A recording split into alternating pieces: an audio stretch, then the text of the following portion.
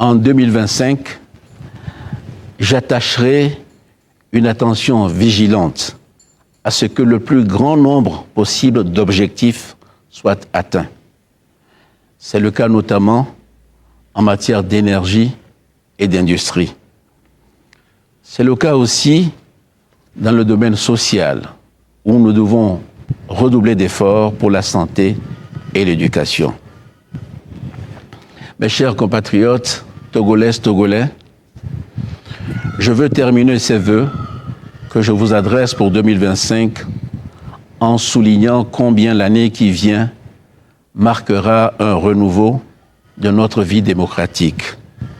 En février prochain, un Sénat sera mis en place et dans les mois qui suivent, la réforme constitutionnelle votée en 2024 entrera en vigueur. Le Togo deviendra alors une véritable démocratie parlementaire, comme c'est le cas dans plusieurs grands pays, notamment l'Inde, l'île Maurice, le Royaume-Uni ou l'Allemagne par exemple. C'est par ces réalisations que s'exprime pour chacun d'entre nous la fierté d'être Togolais.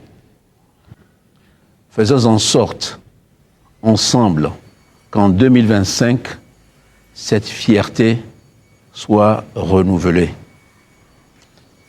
Bonne année à tous et que Dieu bénisse notre cher pays, le Togo. Bonjour mes chers compatriotes. Je vous souhaite à l'orée de cette année 2025 une bonne et heureuse année. La santé surtout, parce que sans la santé, on ne peut rien faire. Si on a la santé, le reste de nos attentes et de nos objectifs seront atteints. À l'orée de cette année, je voudrais faire une analyse sur l'extrait du discours du chef de l'État. Monsieur le Président de la République, avec tout le respect qu'on vous doit dû à votre fonction, permettez-nous de faire un petit commentaire sur ce que vous avez eu à prononcer comme discours.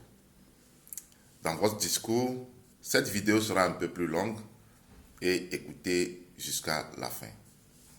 Dans ce discours, vous avez eu à parler d'atteinte des objectifs en 2025. Mais Monsieur le Président de la République,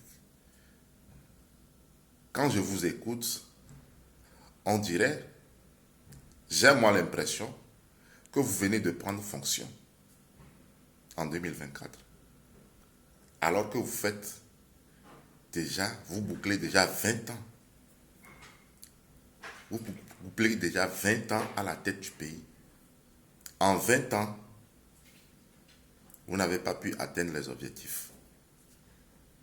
Est-ce que vous croyez que c'est en 2025 que les objectifs là seront atteints?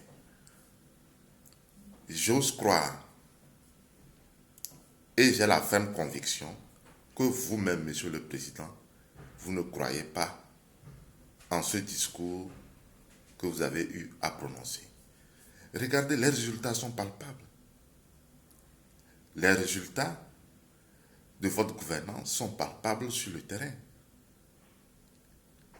Regardez les Togolais qui se sont rués vers le dépotoir pour chercher du riz. Ça, c'est l'indicateur qui montre que les objectifs n'ont pas été atteints depuis plus de 20 ans de gouvernance. Vous voyez les dégâts sur le plan social. Regardez les dégâts sur le plan économique. C'est catastrophique, la gouvernance, depuis plus de 20 ans. Par ailleurs, vous avez eu à évoquer le fait que le Togo en 2025 va véritablement rentrer dans une démocratie parlementaire. Mais depuis plus de 20 ans que vous êtes en train d'exercer le pouvoir, ma question de savoir, est-ce que ce n'était pas une véritable démocratie avant celle que vous êtes en train d'imposer aux Togolais? Parce que d'ailleurs, il faut le savoir, Monsieur le Président, que plus de 70% des Togolais n'adhèrent pas à cette nouvelle démocratie entre griffes que vous voulez imposer aux Togolais. Alors de ce fait, je me demande comment est-ce que, avec cette illégitimité de ce régime parlementaire que vous voulez imposer aux Togolais, comment cela va se mettre en œuvre? Vous aurez pu organiser un référendum pour demander aux Togolais si oui ou non ils acceptaient adhérer à cette véritable démocratie dont vous avez évoqué dans votre discours. Vous ne l'avez pas fait. Donc, 2025, en tant qu'analyste, je reste pessimiste et je pense que ça sera un moment, l'année sera un moment vraiment difficile. Ce que je vois, ça sera compliqué. Ça sera compliqué. Et nous espérons que les choses puissent aller de mieux. Par ailleurs, je voudrais ici, dans cette vidéo, dire à certains citoyens, en particulier de la région des Savanes, certains citoyens qui viennent sur les réseaux sociaux nier ou faire semblant comme si tout allait bien dans leur région. Vous savez, la région des Savanes, c'est la région la plus pauvre au Togo. C'est la région la plus vulnérable au Togo. Et c'est à cause de cette vulnérabilité, à cause de cette pauvreté, que l'insécurité s'est installée dans la région avec les groupes terroristes. Et vous savez comment nos vaillants soldats togolais se battent dans cette région pour repousser les terroristes.